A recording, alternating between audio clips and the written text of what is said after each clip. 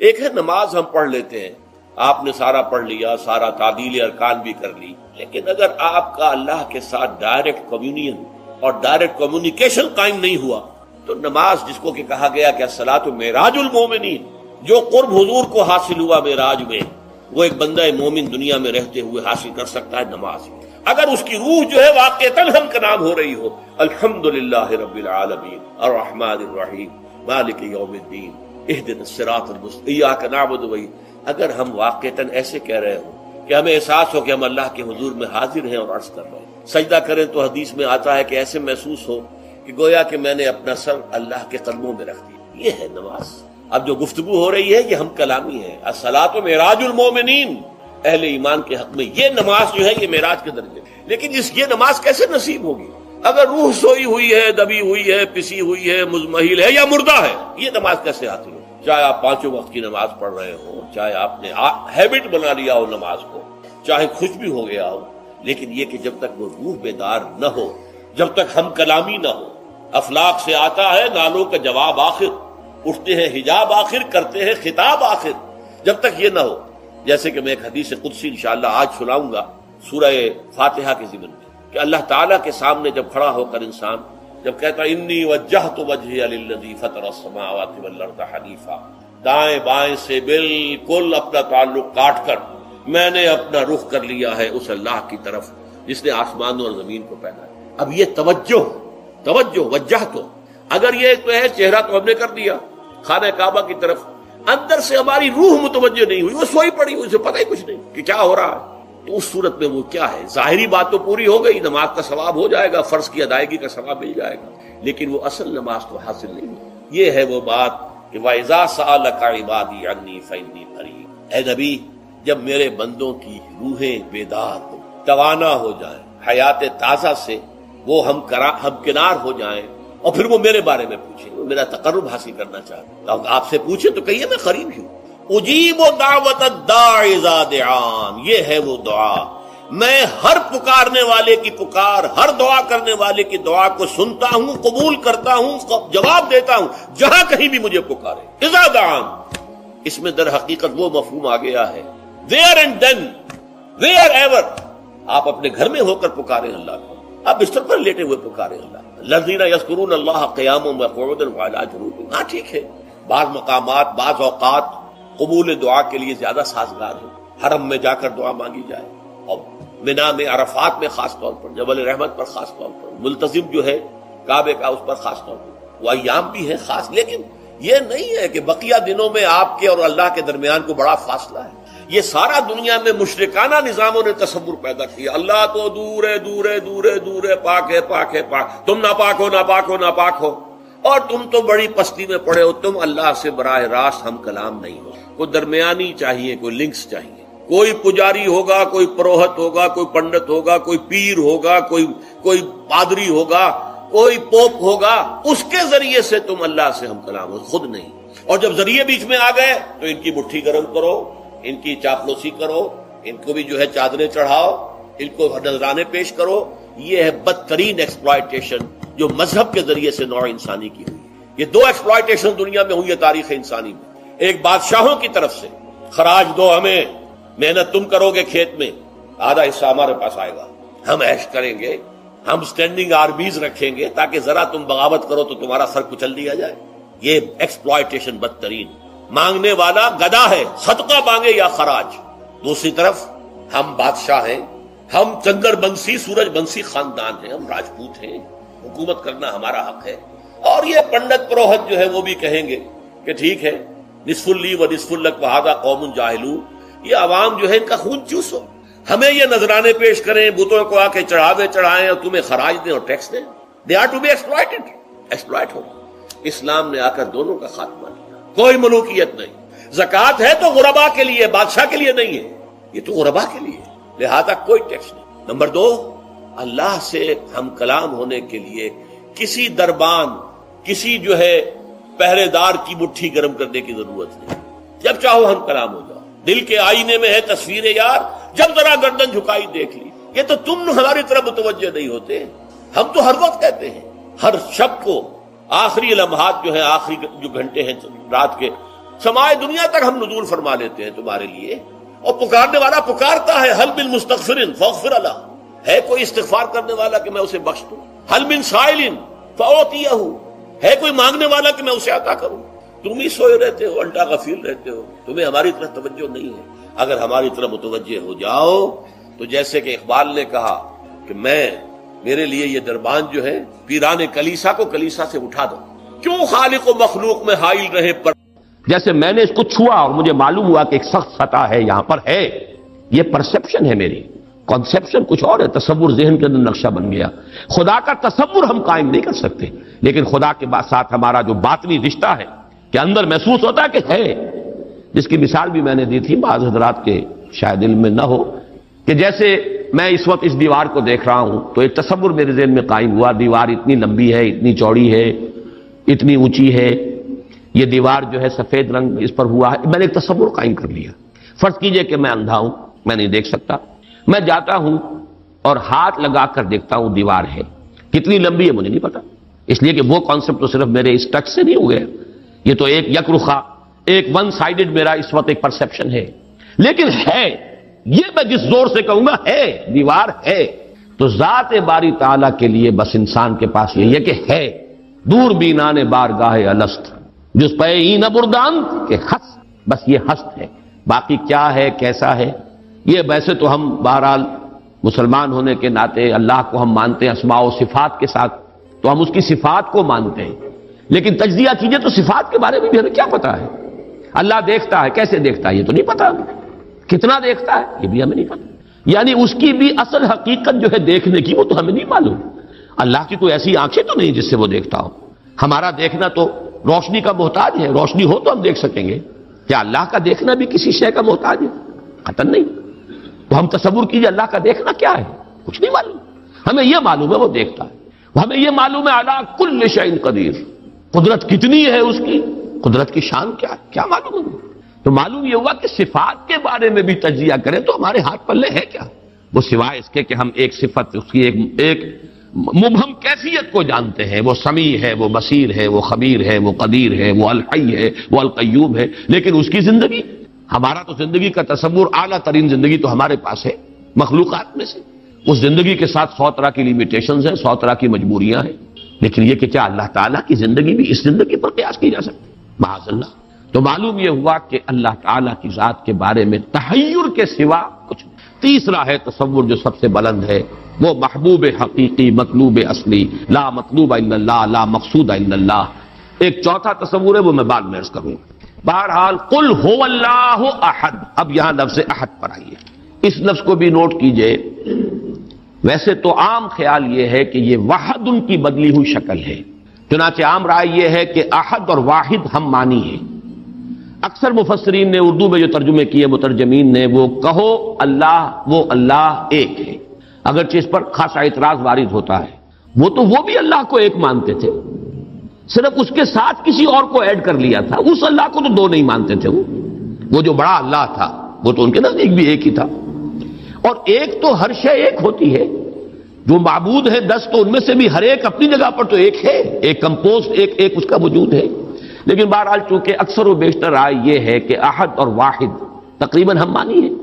ترجمہ کیا گیا کہہ دو وہ اللہ ایک ہے، اور یہ کہ واحد ہی کی بدلی ہوئی شکل احد ہے، یہ تو ہے تقریباً بالعموم جو رائے ہے، لیکن میرے علم میں آج ہی یہ بات آئی ہے اور وہ میں آپ پر بھی منتقل کر رہا ہوں۔ امام راغب اصفہانی، ظاہر بات ہے لغت کے تو بہت بڑے امام ہیں، اور مفردات القرآن پر ان کی کتاب جو ہے مارکت الدارا ہے مشہور، انہوں نے اسے علیحدہ مادہ قرار دیا ہے۔ احد ان کو الف ہا دال علیحدہ لائے، شروع میں الف کی تختی میں لائے، وحد کے ساتھ شامل نہیں کیا، معلوم ہوا کہ یہ ایک اپنی جگہ پر ایک مستقل مادہ ہے ان کے نزدیک، یہ وحد سے اس کا تعلق نہیں بلکہ احد اپنی جگہ پر ایک مستقل علیحدہ مادہ ہے، اور اسی اعتبار سے انہوں نے اسے وحد سے علیحدہ کر کے الف کی تختی کے اندر لیا ہے۔ اب اس کا جہاں تک استعمالات ہیں اس میں بھی اتفاق ہے، 3 اس کے استعمالات ہیں۔ سب سے زیادہ استعمال اس لفظ کا ہوتا ہے نفی مطلق کے لیے، کمرے میں کوئی نہیں ہے، ایک بھی نہیں ہے، جب یہ کہنا ہو تو احد کا لفظ آئے گا، معافی احد، کوئی نہیں ہے، ایک بھی نہیں، اکیلا۔ اسی معنی میں قرآن مجید میں یہ لفظ بہت مرتبہ آیا ہے، خاص طور پر آپ سورہ کہف کو اگر دیکھیں گے لا یشرک فی حکمہ احدا، اللہ اپنے حکم اور اپنے اختیار میں کسی کو نہیں شریک کرتا، کسی ایک کو بھی نہیں کرتا. یعنی یہ نفی میں مبالغے کے لیے یہ لفظ استعمال ہوتا ہے. اور سورت ختم بھی ہوئی ہے فمن کان یرجو لقاء ربہ فلیعمل عملا صالحا ولا یشرک بعبادۃ ربہ احدا. احد کا اکثر و بیشتر استعمال عربی زبان میں نفی مطلق، کوئی نہیں، کوئی بھی نہیں، ایک بھی نہیں. جب اس کو کہنا ہو تو لفظ احد سے کا سہارا لیا جاتا ہے. یا پھر یہ لفظ آتا ہے مضاف یا مضاف الیہ ہو کر، جیسے عشرات کے ساتھ آئے گا احد عشرہ کوكبا یا احد وعشرون جمع کر کے، یہ گنتی کے ساتھ یہ مضاف ہو رہا ہے. اور یا یہ کہ جیسے کہ مضاف الیہ ہوتا ہے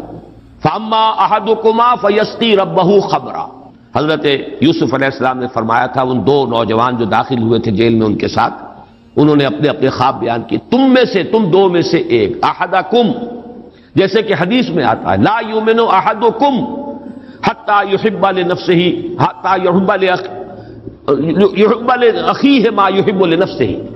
یا لا یؤمن احدکم حتی یکون ہواہ طبعا لما جئت بہ،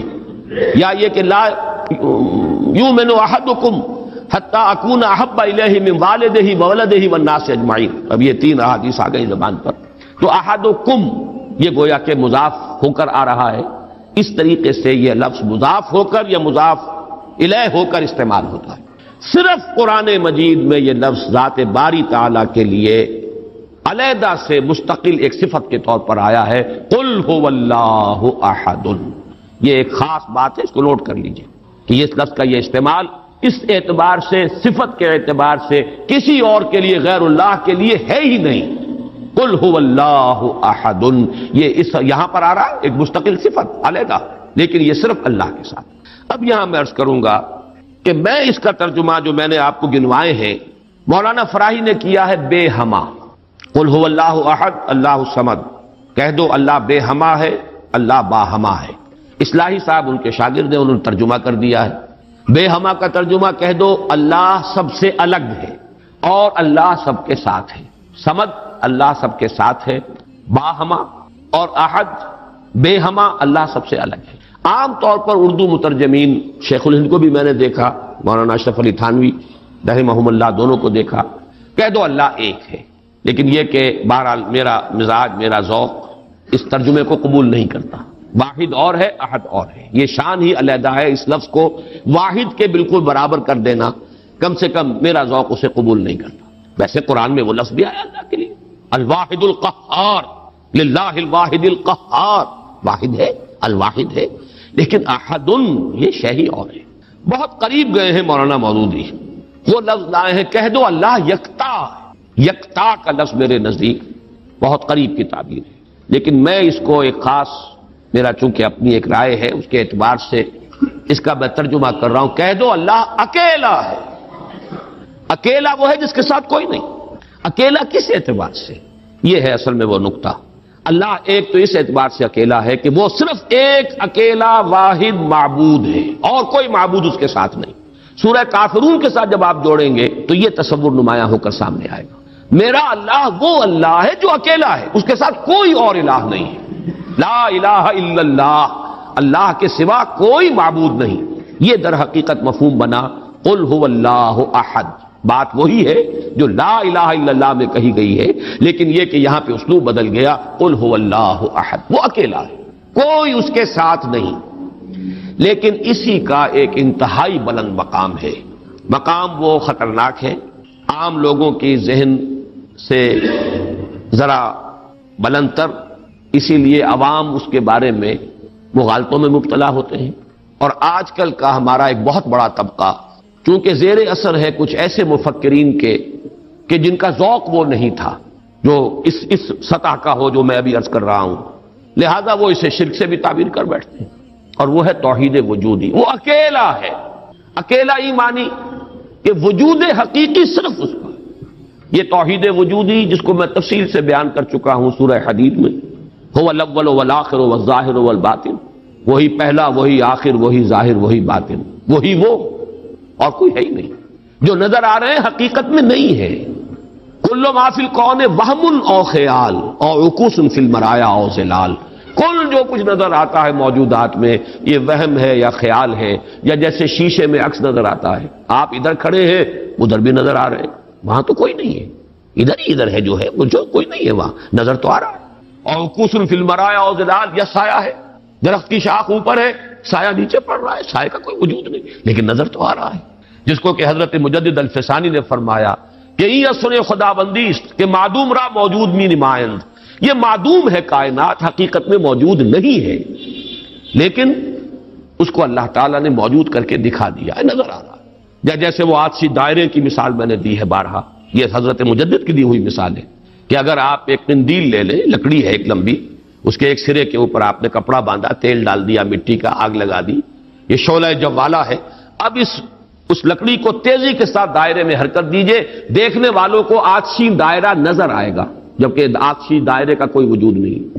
وجود آپ کو معلوم ہے صرف اس ایک نقطے کا ہے، وہ ایک شعلہ جوالا ہے حقیقی۔ یہ دائرہ جو نظر آ رہا ہے، نظر آ رہا ہے، ہر چند کہے کہ ہے، نہیں ہے، اس کا وجود کوئی نہیں، نظر تو آ رہا۔ تو اپیئرنس اینڈ ریئلٹی، یہ بڑی مارکت الارا کتاب ہے فلسفے کی، یہ در حقیقت جو کچھ نظر آ رہا ہے یہ ایک سراب ہے، حقیقت یہ نہیں ہے، حقیقی وجود صرف اللہ۔ اس کو میں یعنی وجود کے اعتبار سے توحید وجودی، یعنی میں نے جو ابھی گنوایا تھا، لا معبود الا اللہ، لا مطلوب الا اللہ، لا مقصود الا اللہ، لا محبوب الا اللہ، لا موجود الا اللہ، یہ وہ توحید وجودی ہے۔ شاہ ولی اللہ دہلوی رحمۃ اللہ علیہ فرماتے ہیں کہ یہ ہے توحید کی بلند ترین منزل، اور یہاں آ کر وحدت الوجود اور وحدت الشہود ایک ہو جاتے ہیں، ان میں کوئی فرق نہیں، تعبیر کا فرق۔ چونکہ میری یہ رائے ہے، لیکن یہ فلسفے کا مسئلہ ہے، میں اس کو بیان نہیں کرنا چاہتا۔ قرآن مجید میں یہ مسئلہ یا سورہ حدید کی اس آیت میں آیا ہے، قرآن سے باہر سے بات نہیں کر رہا ہوں، لیکن یہ کہ ہر شخص کے ذوق کی چیز نہیں ہے، ہر شخص کا یہ نہ مزاج ہے، نہ ذوق ہے، نہ اس میں استعداد ہے، نہ صلاحیت ہے کہ ان مسائل پر غور کریں۔ تو میں یہ نہیں چاہتا کہ لازماً آپ میری اس رائے سے اتفاق کریں، لیکن یہ میں ضرور چاہتا ہوں کہ اگر سوء ظن ہے آپ کے دل میں کہ جو لوگ اس بات کو مانتے ہیں وہ مشرک ہو گئے، اس کو ذہن سے نکال دیجئے، اس لیے کہ پھر ناوک نے تیرے سید نہ چھوڑا زمانے میں، شاہ ولی اللہ بھی مشرک ہوں گے، حضرت مجدد بھی مشرک ہوں گے، باقی یہ رومی یہ تو ہے، ان کی تو خیر حیثیت ہی کیا ہے بیچاروں کی، وہ تو سب کے سب مہا مشرک شمار ہو جائیں گے، کوئی نہیں بچے گا پھر جو بھی ہمارے اکابر ہیں۔ ہاں محمد ابن عبد الوہاب بچ جائیں گے، ابن تیمیہ بچ جائیں گے رحمہم اللہ، باقی یہ کہ ان کے سوا بچنے والا اور کوئی نہیں ہے۔ تو یہ توحید وجودی یا وحدت الوجود یا وحدت الشہود میرے نزدیک قل هو اللہ احد، کہہ دو وہ اللہ ہے اکیلا تنہا۔ مجھے وہ بار بار جب میں سوچ رہا تھا قیس جنگل میں اکیلا ہے مجھے جانے دو، ہو گزرے گی جو مل بیٹھیں گے دیوانے دو، اللہ اکیلا ہے۔ اور واقعہ یہ ہے، یہ تصور جو ہے اگرچہ بہت بلند ہے، لیکن کبھی اگر اس کے کہیں کناروں تک بھی رسائی ہو جائے انسان کی تو اس کی جو ایک وسعت پیدا ہوتی ہے اس کے ذہن میں، اس کا مینٹل ہورائزن وہ جو اس قدر وسیع ہو جائے گا، وہ اس کا تصور وہ شخص نہیں کر سکتا کہ جس کا کوئی بھی اس کے حاشیہ خیال میں یہ بات نہ آ سکتی۔ لیکن اس کا یہ مفہوم اگر نکال لیا جائے، عام لوگوں نے یہ سمجھا اس کا مطلب ہر شے خدا ہے، اگر کوئی شے موجود نہیں جبکہ تجھ بن نہیں کوئی موجود، پھر یہ ہنگامہ ہے خدا کیا ہے؟ کچھ نہیں ہے، نہیں ہے۔ یہ اصل میں جو وحدت الوجود ہے وہ یہ نہیں ہے کہ یہ سب چیزیں خدا ہیں، بلکہ یہ کہ خدا ہی ہے، باقی کچھ موجود نہیں، جو کچھ نظر آ رہا ہے وہ توہم ہے، خیال ہے، یہ صرف اپیئرنس ہے، اور اپیئرنس آپ کو معلوم ہے ہر وقت بدلنے والی شے ہے، painter high, every thing is changing, یہ سب ٹرانزینٹ چیزیں ہیں کہ جو گزر رہی ہیں، جیسے لہریں ہیں، لہر نظر آتی ہے، لہر ہے، لیکن یہ کہ یہ بالکل عارضی سا ایک وجود ہے، اعتباری سا وجود ہے، لہر کا حقیقت میں کوئی وجود نہیں ہے۔ اسی طریقے سے یہ کائنات ہے، تو یہ نہیں ہے کہ جو کچھ ہے وہ خدا ہے، معاذ اللہ، یہ ہماوست ہے، اور یہ در حقیقت کفر بھی بن جاتا ہے، شرک بھی بن جاتا ہے۔ لیکن توحید وجودی یا وحدت الوجود یہ بالکل مختلف شے ہے، اور میرے نزدیک اس آیہ مبارکہ کا اصل مدلول یہ ہے، قل هو اللہ احد، بلند ترین توحید توحید وجودی، لا معبود الا اللہ سے لے کر لا موجود الا اللہ، اس لیے کہ احد کا لفظ واحد نہیں ہے، اکیل یکتا، لیکن اس سے بھی آگے بڑھ کر جو ترجمہ میں کر رہا ہوں وہ یہ ہے کہ کہہ دو اللہ اکیلا ہے، کوئی اس کے ساتھ نہیں، جیسے کہ غالباً حضرت بایزید بستامی کے بارے میں آتا ہے کہ ان کی محفل تھی تو ان کا کوئی مرید جو تھا اس نے ایک عجیب کیفیت ہوتی ہے انسان کی، اس کیفیت میں ایک جملہ کہا، وہ بھی زمانہ کیسا ہوگا جبکہ اللہ ہی تھا اور کچھ نہ تھا۔ اب ایک تصور ہے، اب تو کائنات ہے، یہ ہے، آسمان ہے، زمین ہے، ستارے ہیں، سیارے ہیں، سب کچھ ہے، وہ بھی زمانہ ہوگا جبکہ اللہ ہی تھا اور کچھ نہ تھا۔ تو وہ بایزید بستانی ہے جو دوسرے بزرگ کوئی ہو سکتے ہیں اگر مجھے نام کا اس وقت مغالطہ ہو رہا ہو، انہوں نے اسی کیف کے عالم میں جواب دیا، الان کما کان، میرے عزیز اب بھی ایسا ہی ہے، اللہ ہی ہے اور کچھ نہیں ہے، جیسے پہلے تھا جس کا تم تصور کر رہے ہو اب بھی حقیقت میں وہی۔ اس کو میں ذرا اور آسان کر دوں تاکہ جو نسبتاً یعنی سادہ مزاج حضرات ہیں ان کی سمجھ میں بھی یہ بات آ جائے، کسی مغالطے میں مبتلا نہ ہو۔ دیکھیے جب ہم کہتے ہیں لا محبوب الا اللہ، کیا معنی ہے اس کے؟ یہ معنی تو نہیں ہے کہ اولاد سے محبت نہ کرو، یہ تو دین کی تعلیم نہیں ہے۔ معنی کیا ہے؟ ساری محبتوں سے بالا تر محبوب حقیقی صرف اللہ ہو جائے۔ لا محبوب الا اللہ کا مطلب یہ ہے، یہ نہیں کہ آپ کاٹ دیجئے محبت ہر ایک کی۔ اولاد سے محبت کرو، شوہر بیوی سے محبت کرے، بیوی شوہر سے محبت کرے، وطن سے محبت کرو، بلکہ اتنی خوشخبریاں ہیں، وجبت محبتی للمتحابین فیہ، میری محبت واجب ہو گئی ان کے لیے جو میرے لیے ایک دوسرے سے محبت کرے۔ تو ایک مسلمان سے محبت کرتا ہے، ایک مومن سے محبت کرتا ہے، ایک مجاہد دوسرے مجاہد سے محبت کرتا ہے، یہ محبت تو مطلوب ہے۔ لا محبوب الا اللہ کا مطلب یہ نہیں ہے کہ ساری محبتوں کی نفی ہو گئی۔ اسی طرح جب ہم کہتے ہیں لا موجود الا اللہ، اس کا مطلب یہ نہیں کہ تمام موجودات کی نفی ہو گئی، بلکہ یہ کہ وجود حقیقی صرف اللہ کا ہے۔ یہ اعتباری وجود ہے جن کی کوئی حقیقت نہیں ہے، یہ دائمی وجود، مستقل وجود، وہ وجود جو از خود ہے، باخود ہے، خود بخود ہے، جسے کسی نے وجود نہیں عطا کیا، جس کا وجود ایسا نہیں ہے کہ کبھی شروع ہوا اور کبھی ختم ہو جائے، وہ وجود حقیقی صرف اللہ ہے۔ اب اس میں تو کوئی اشکال نہیں رہے گا، اس معنی میں اگر کہا جائے لا موجود الا اللہ تو ہر شخص کہے گا۔ اس کی ایک اور مثال میں آپ کو دے دوں، دعا استخارہ میں حضور فرماتے ہیں فَإِنَّكَ تَعْلَمُ وَلَا أَعْلَمُ وَتَقْدِرُ وَلَا أَقْدِرُ، اے اللہ میں تجھی سے استخارہ کر رہا ہوں، انی استخیرک بعلمک واستقدرک بقدرتک واسألک من فضلک العظیم فإنک تقدر ولا اقدر وتعلم ولا اعلم، تو جانتا ہے میں نہیں جانتا، تو قدرت رکھتا ہے مجھے کوئی قدرت حاصل نہیں، تو کیا کوئی قدرت حاصل نہیں تھی حضور کو؟ کیا کچھ علم حاصل نہیں تھا حضور کو؟ یہ بمقابلہ علم خداوندی، بمقابلہ قدرت خداوندی کل موجودات کی قدرت اور ان کی نفی مطلق ہو جائے گی، کوئی علم نہیں۔ یہی بات یہاں کہہ لیجیے، کوئی وجود نہیں ہے، وجود حقیقی صرف اللہ۔ بہرحال یہ تمام تصورات ان کی تعبیرات ہیں، تعبیرات میں ذرا سخت سے سخت تر مقامات بھی آ جاتے ہیں، مشکل سے مشکل تر مقامات بھی آ جاتے ہیں، میں اس کی تفصیل میں اس وقت نہیں جا رہا، لیکن میرے نزدیک اس سورہ مبارکہ کی پہلی آیت اس عظیم ترین سطح پر توحید کو بیان کر رہی ہے، اور یہ جیسا کہ میں نے عرض کیا تھا جب تک یہ بات سامنے نہ آئے،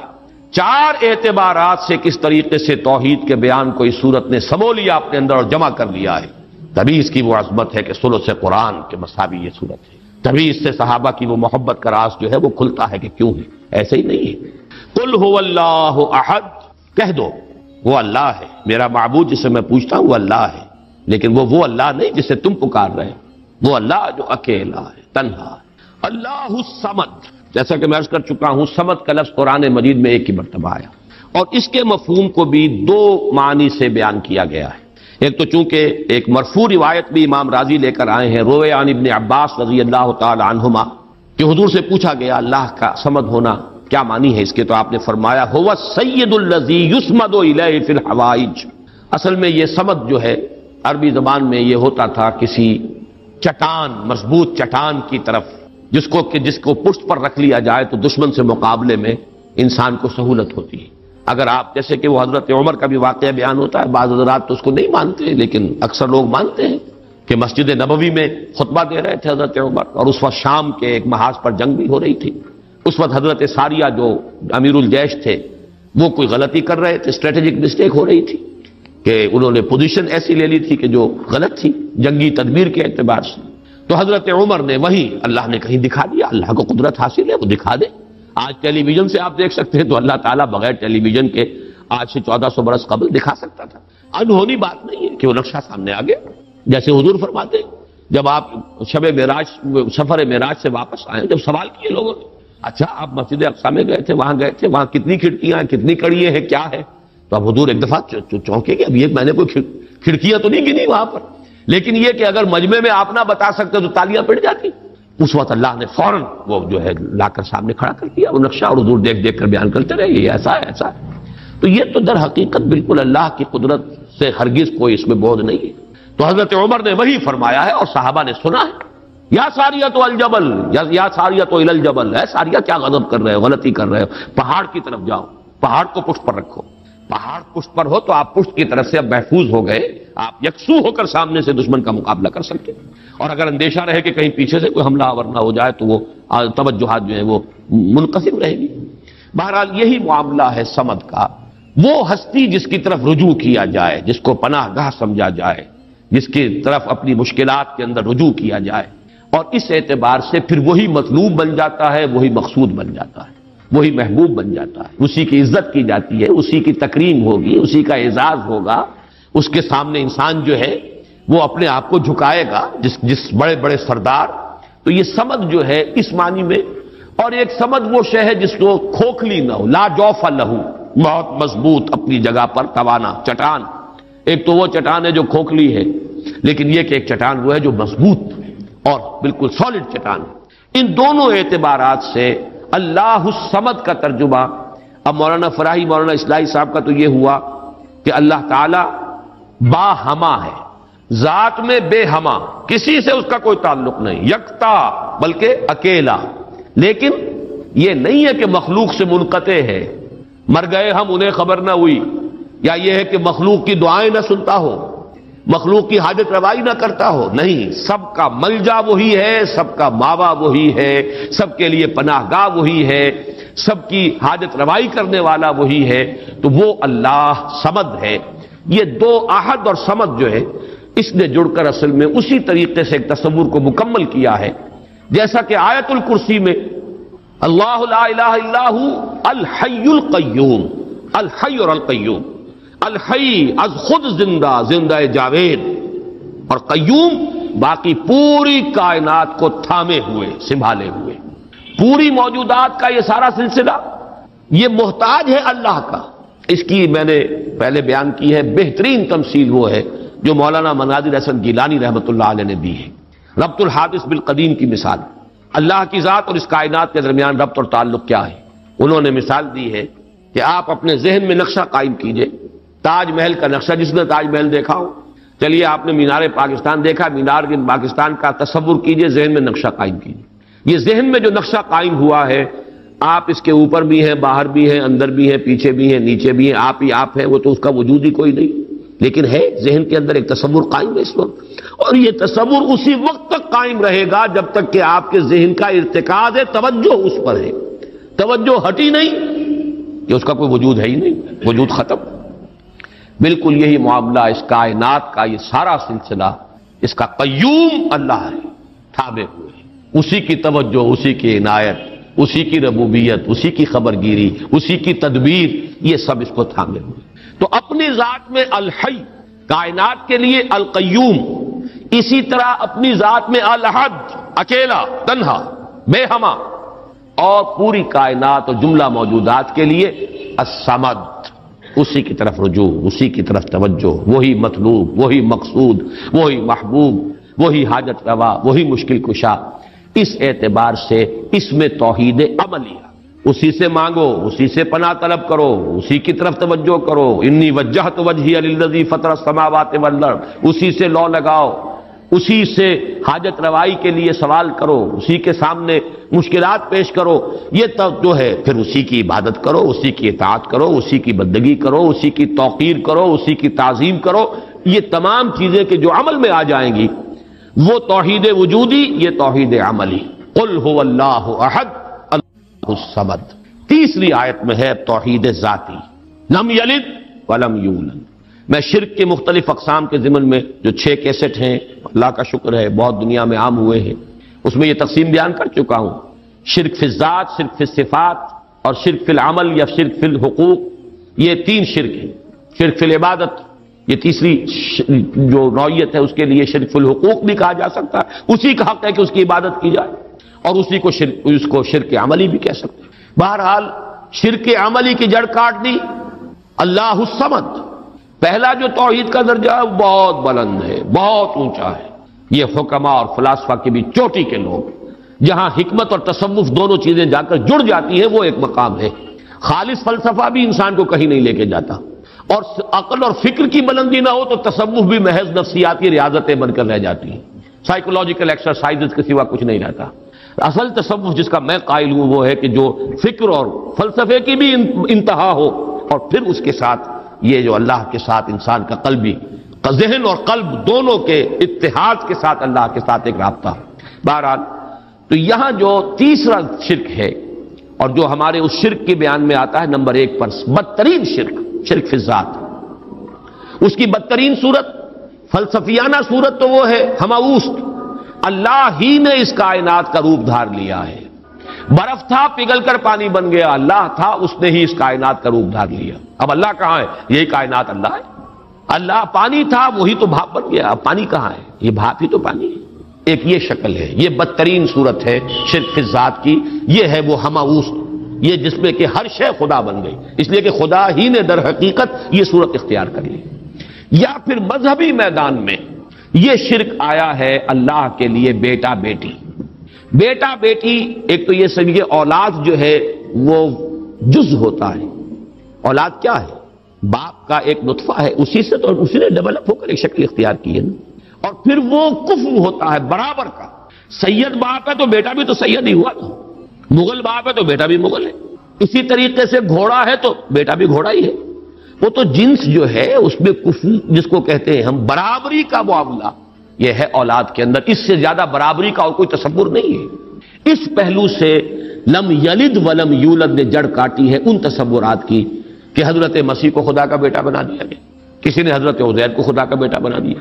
ملائکہ کو اہل عرب جو ہے خدا کی بیٹیاں قرار دے رہے ہیں۔ یہ بیٹا بیٹی کا تصور، جیسے قرآن کہتا ہے کیسے ہو جائے گی اس کی اولاد جبکہ اس کی کوئی جوڑی نہیں، ولم تکن لہ صاحبہ، کوئی تصور نہیں۔ اور عیسائیوں میں تو خیر ایک طبقہ وہاں تک بھی گیا ہے کہ حضرت مسیح کی والدہ حضرت مریم کو بھی الوہیت میں شامل کیا ہے۔ اولین تثلیث تو یہی تھی کہ اللہ اور حضرت مریم اور حضرت عیسیٰ، بعد میں یہ کہ حضرت مریم کو نکال کر اور روح القدس کو شامل کیا گیا، God is father, God is son and the Holy Ghost یا ہولی اسپرٹ۔ یہ تثلیث ہے جو عام طور پر اب چلتی ہے، لیکن پہلے تو تثلیث کے اندر جیسے کہ قرآن مجید میں بھی ہے حضرت مریم کو بھی انہوں نے شامل کیا تھا۔ اس اعتبار سے نوٹ کیجئے کہ لم یلد ولم یولد یہ در حقیقت توحید ذات، نہ اس نے کسی کو جنا نہ وہ جنا گیا، نہ کوئی اس کے والدین، نہ کوئی اس کی جورو، نہ کوئی اس کی اولاد۔ اس اعتبار سے وہ یکتا،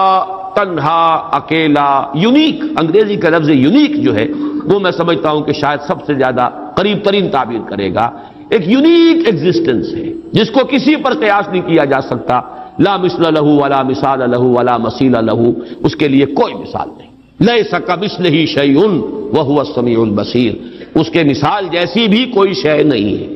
یعنی یہ اب اس سے زیادہ ہماری زبان ہے، عربی زبان بھی تو آخر انسانوں کی زبان تھی، اس میں کسی ایک ایبسولوٹ اور مطلق تصور کو پیش کرنے کی جو لمیٹیشن ہے وہ نہیں، لیسا کمثلہ شیء، اب یہ اس سے زیادہ جو ہے نفی کرنا مثل کی، مثلیت کی، وہ ممکن نہیں۔ اور جیسا کہ میں نے اپنی تقریروں میں بیان کیا ہے، اس شرک پر اللہ کا غضب سب سے زیادہ بھڑکتا ہے، اس لیے کہ یہ تو ذات میں شریک کر دیا آپ نے اللہ کی، کیونکہ یہ فلسفیانہ ہماوست وغیرہ عرب میں وہاں موجود نہیں تھے، یہ ہندوستان کی بیماریاں تھیں، لہذا قرآن مجید میں اس کا ذکر اس انداز میں نہیں ہے۔ البتہ شرک فی ذات کی ایک شکل کے جو وہاں موجود تھی وہ بیٹا بیٹی کا تصور،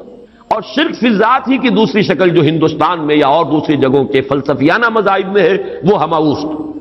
کہ خدا ہی نے در حقیقت یہ روپ، وہ انکارنیشن کہیں یا یہ کہ یہ حلول و اتحاد ایجا محالست، یہ سارے تصورات جو ہیں یہ فلسفیانہ ہیں۔ لم یلد ولم یولد ولم یکن لہ کفوا احد، اور نہیں ہے کوئی بھی اس کا کفو، کفو کاف فے اور واو، اور کاف فے اور حمزہ، پھر یہی وہ ہے جو الف واو اور یہ جو ہے بدل جاتے ہیں، یہ ایک ہی مادہ ہے، اسی سے مکافات ہے، بدلہ، جیسا دناہم کما دانو مکافات، کف جو ہے کہتے ہیں ہم سر، جس کے لیے ہمارے ہاں جب علماء تقریریں کرتے ہیں تو جو ان کے خطبات ہوتے ہیں، لا ضد لہ ولا ند لہ، ضد اور ند یہ در حقیقت جو بھی ہمسر ہوگا وہ تو مقابلے میں آئے گا، وہ تو چیلنج کرے گا کہیں نہ کہیں. تو ضد بھی کہتے ہیں کسی کا حریف، ند مخالف. اور یہ لفظ حضور صلی اللہ علیہ وسلم نے استعمال فرمایا تھا جبکہ کسی صحابی کی زبان سے الفاظ نکل گئے، ما شاء اللہ و ما شئت، جو اللہ چاہے اور جو آپ چاہیں. حالانکہ اس میں ظاہر بات ہے کہ ان کی نیت میں کہیں بھی وہ بات نہیں ہو سکتی تھی کہ برابر کر رہے ہوں حضور کی مشیت کو اللہ کی مشیت کے ساتھ، لیکن یہ کہ چونکہ لفظ میں اشتباہ تھا، لفظ میں برابری سی ہو گئی ہے، ما شاء اللہ و ما شئت، تو آپ نے فرمایا، فوراً ٹوک دیا، اجعلتنی للہ ندن، کیا تم نے مجھے اللہ کا مد مقابل بنا دیا؟ مشیت تو ایک ہی ہے، اسی کی مشیت چلتی ہے، کتنا ہی چاہے انسان. انک لا تہدی من احببت ولکن اللہ یہدی من یشاء، آپ کتنا ہی چاہیں کسی کو ہدایت دینا، آپ کے اختیار میں نہیں ہے کہ جسے چاہیں ہدایت دے دیں، یہ تو اللہ کی مشیت ہے، اس کا اختیار ہے. تو کفر جو ہے، اب یہ کفر جو ہے یہ توہین صفات ہے، برابر ہوتا ہے انسان صفت میں. اب جیسے میں نے عرض کیا تھا نا، اور یہ تقریریں میں نے تفصیل سے کی ہوئی ہیں، ہماری مجبوری ہے، ہماری زبان میں الفاظ مشترک ہیں، صفات کے لیے وہی لفظ اللہ کے لیے استعمال ہوگا، وہی لفظ بندوں کے لیے استعمال ہوگا. اللہ بھی علیم ہے، انسان بھی علیم ہوتے ہیں، بلکہ علامہ بھی ہوتے ہیں. علامہ بہت بڑی شے ہے. حالانکہ واقعہ یہ ہے کہ